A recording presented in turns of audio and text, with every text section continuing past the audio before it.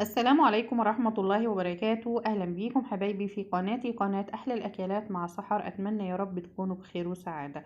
إيه رأيكم في التورتية القمر اللي قدامنا دي؟ وتعالوا نعملها مع بعض في البيت بكل بساطة وبكل سهولة. ولو أول مرة تعملي تورت وتابعتي معايا الفيديو للآخر، بإذن الله هتعرفي تعملي أحلى تورتة وتفرحي بيها بيتك وولادك وأسرتك.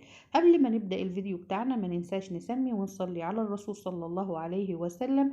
ولو اول مرة تشوفيني ما تنسينيش باللايك واعملي لي اشتراك لصفحتي وفعلي زر الجرس علشان يوصلك مني كل جديد. هسيب لك المقادير مكتوبة في صندوق الوصف، وتعالوا نشوف مقادير التورتايه بتاعتنا عبارة عن ايه. التورتايه بتاعتي النهاردة اول حاجة الكيك، هبدأ استخدم ليه 4 بيضات. البيض لازم يبقى في درجة حرارة المطبخ، ونزلت كده بال4 بيضات وعليهم نص كوباية من المية وعليهم 400 جرام من دقيق الاسبونج، كمان معلقة صغيرة من الفانيليا ومعلقة من محسن الجل. هبدأ ان انا اقلب المكونات كده الاول مع بعض علشان لما اشغل المضرب الدقيق ما يتطايرش ويبهدل معايا الدنيا. وبشغل عليهم المضرب لمدة تقريبا 7 دقايق. بالاول بتبدأي بسرعة هادية وبعد كده بتبدأي ترفعي السرعة لحد القوام بتاعه ما يتقل واللون بتاعه يفتح ويبقى قوامه زي ما احنا شايفين شبه الكريم شانتيه بالشكل اللي احنا شايفينه كده قدامنا. النهارده الكيكه بتاعتنا هنخبزها في صاج مقاس 30 في 40، وطبعا انا محضره الصاج وفرشاه كده بالورق، وهبدأ انزل بالخليط كله كده في الصاج بالشكل ده. طبعا مسخنه الفرن على درجه حراره 200 قبل ما ابدا ان انا اشتغل، علشان تحقق معايا درجه الحراره وتاخد ويدخل معايا الصاج على درجه حراره عاليه.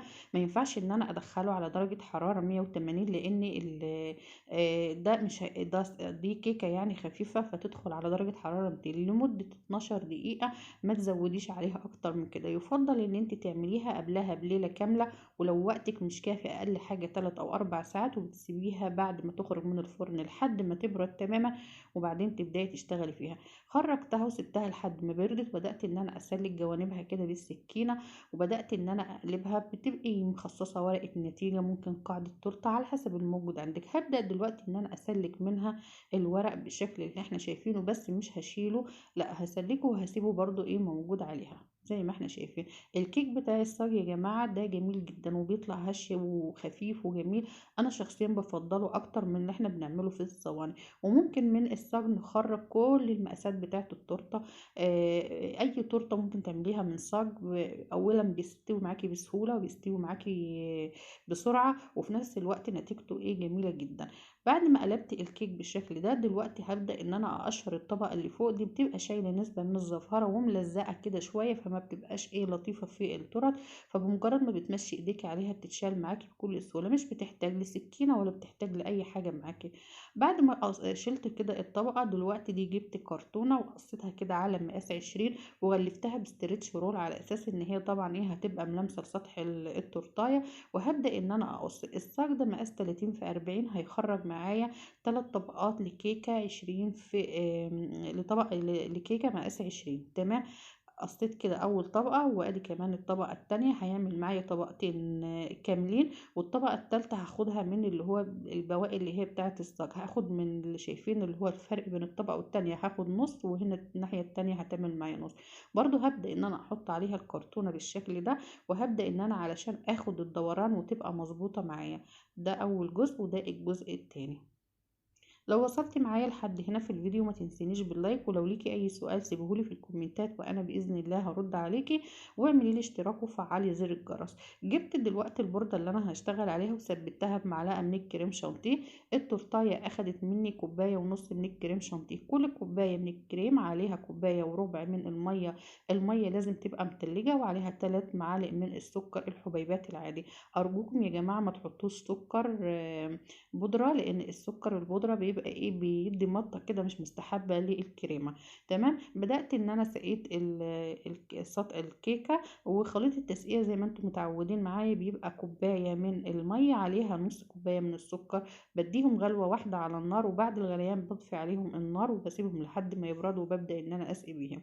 حشيت اول طبقة بالكريمة، وطبعا انتم متعودين معايا ان انا بحشي باستخدام الكيس. ودلوقتي حطيت الطبقة التانية اللي هم ايه اللي هي النصين. حطيت النص والنص، والجزء حسيت كده في فراغ في النص، بدأت ان انا احشيه برضو من الكيك اللي هي موجودة عندي في الصاج. بدأت ان انا اوزع الكريمة بالشكل ده على السطح، وعايزة تحط اي حاجة في الحشو حط، ده بيبقى بناء على رغبة العميل. حطيت كده اخر طبقة، وبدأت ان انا دلوقتي اغطيها. هغطي دلوقتي الوش وكمان جوانب التورتة تغطية كاملة بطبقة وفيرة من الكريمة. الكيس يا جماعة سهل جدا وفي نفس الوقت سريع وبيديكي طبقة وفيرة. لو حسيتي ان هو بياخد معاكي كمية كبيرة شوية من الكريمة ما تقلقيش خالص، لما نيجي نجلس التورتاية بتاخد الكفاية بتاعتها من الكريمة، واي زيادة هتخرج معاكي في السباتيولا او في السكرابر اللي انت بتساوي بيه، فما تقلقيش خالص. بس بصراحة في الشغل سهل وسريع وبيديكي نتيجة جميلة. دلوقتي هبدأ ان انا اساوي السطح بتاع التورتاية ودلوقتي كمان برضو بدأت ان انا اساوي. لازم تخلي جنبك كده حاجة فيها مية سخنة، من وقت للتاني تنزلي السكرابر بتاعك او السباتيولا في المية السخنة، بتساعد جدا على التجليس وتديكي سطح ناعم. وكمان الكريمة لما تبقى مضروبة كويس ومقاديرها مظبوطة بتبقى ناعمة وجميلة وبتتعامل معاكي بكل بساطة. شايفين انا هنا حسيت ان في جزء كده ناقص فيه كريمة، فجبت حطيت عليه كريمة وبدأت ان انا اسويه. ودلوقتي برضو بساوي الوش كويس جدا. شايفين انا مبطئه الجزء ده علشان لو اول مره تشتغلي تعرفي تستفيدي منه. دلوقتي جبت السكرابر، والسكرابر ده بيبقى عباره عن طقم بيتباع عند مستلزمات الحلواني، بيبقى حوالي 4 قطع او 5 قطع، وتقريبا يعني سعره في حدود 25 جنيه او كده، مش غالي. بس بيسهل عليكي وبيساعدك قوي في ان انت يعني ايه تشتغلي ويديكي نتيجه جميله.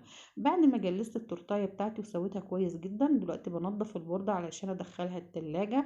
ودخلتها التلاجة تقريبا لمدة ساعة، ودلوقتي خرجتها. وهبدأ ان انا اعمل كده روزيتات. انا كنت في الاول هعمل يعني على هيئة ورود، وبعدين قررت لا ان انا هعمل الشكل ده، حسيت ان هو هيدي شكل احلى وافخم للتورتاية بتاعتي. بدأت ان انا اعمل بالشكل ده. والقمع ده يا جماعة اللي هو زي القمع بتاع بلح الشام بس مقاسه اصغر شوية. شايفين ده شكل التورتايه.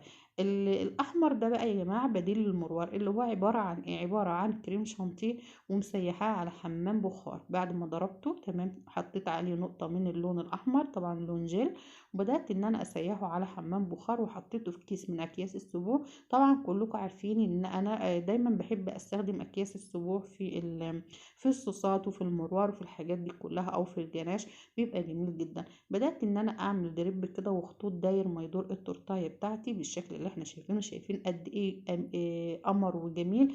ودلوقتي بدأت ان انا اغطي الجزء الباقي من التورتايه بنفس اللون الاحمر. شايفين القوام بتاعه يعني اللي بيبقى يعني ده في حاجة بسيطة جدا، وفي نفس الوقت التورتايه طبعا ايه تبقى متسقعة، يعني بنعامله معاملة اللي هو تقيل جناش. دلوقتي هعمل يعني اطار حوالين التورته كده من تحت بالشكل اللي احنا شايفين، بس مش هلفه على التورتيه ككل. يعني هسيب جزء لان التورتيه كان مطلوب مني ان انا اكتب عليها كتابه، فقررت ان انا اكتب عليها بعجينه السكر. فحبيت ان انا ايه بقى احط الكتابه كده يعني هنشوفها دلوقتي هنحطها ازاي. دلوقتي هعمل ورده بلدي، واستخدمت القمع بتاع الورده البلدي. بعمل كده قلب الورده في الاول، وبعد كده هو ببدا ان انا الف. شايفين المسمار بالشكل ده معايا. وهبدا ان انا اعمل الورقات من نص الورقه الاولى بتعملي الورقه التانية، ومن نص الورقة الأولى بتعملي الورقة التانية. وطبعا بتتحكمي في حجم الوردة على حسب الورق اللي انت بتعمليه. لو عايزاها كبيرة بتزودي عدد الورق، لو عايزاها صغيرة بتقللي من عدد الورق. بدأت كده بشيلها بالمقص بكل بساطة، بترفعيها كده وبتحطيها على التورتاية، بتبدأي تقفلي المقص وتسحبيه بتنزل معاكي الوردة بكل سهولة. شايفين ده شكلها. ده عندي كريسب أبيض، بدأت ان انا اوزعه في الجزء اللي هو الكريمة الفاضي ده. وكان عندي برضو كده كريسب احمر صغير، بدأت برضو ان انا اوزعه بالشكل ده. طبعا كل ما بتشتغلي حاجة في التورته كل شكلها ما بيبان معاكي. بدأت ان انا اعمل برضو روزيتات اللي هو اللي انا عملتها بين كل واحدة والتانية. بدأت ان انا احط واحدة كده كريسب احمر. وطبعا انا الاطار ده ما عملتش ما لفتهوش حوالين التورتايه، فبدات اعمل الجزء اللي هو كان فاضي. حطيت كده روزيتات جنب بعض علشان تديني شكل جمالي، يعني ايه كانه خط كده لونه احمر. ده كان ايه شكل التورتايه بتاعتي. شايفين. دلوقتي بقى هندخل على الكتابه. جبت عجينه من عجينه السكر، عجينه لونها ابيض، وعملتها على شكل اسطوانه. بدات ان انا افردها على شكل شريط بالشكل ده، وبدات ان انا اقصها بشكل متساوي. وهبدا ان انا افرغ مثلث من الجنبين. بتساوي لو في اي زيادات او اي حاجة بتقصيها علشان يبقى الشكل عندك منتظم. وكان مطلوب مني ان انا اكتب على التورتاية عيد ميلاد سعيد وميارة. فطبعا بعد ما عملت كده قصيت المثلث، عملت الشريطة اديتها الدوران اللي هو اللي هتاخده على شكل التورتاية، وبدأت اكتب بالطريقة اللي انا متعودة معاكم باستخدام اللي هو اللون الجل وقلة الاسنان او عصاية الشيش طاووق. بدأت اكتب كلمة عيد ميلاد سعيد ميارة بالشكل اللي احنا شايفينه كده قدامنا. الطريقة دي بسيطة وسهلة وأسهل طريقة للكتابة، مش بتحتاج منك مولدات مخصصة للكتابة أو أي حاجة، بتكتبيها بكل بساطة بإيديكي، ولا بتحتاج منك القلم اللي هو بتاع الكتابة على عجينة السكر، أصلا سعره غالي وفي نفس الوقت هتكتبي بيه كام مرة وبعدين هتلاقيه بدأ ينشف معاكي. فالطريقة دي سهلة واقتصادية ومش بتكلفي غير نقطة واحدة من لون الجين. كتبت كده اللي هو عيد ميلاد سعيد يارا بالشكل اللي احنا شايفينه ده، وبكل بساطة كده قدامنا. بظبط بس كده الاسم.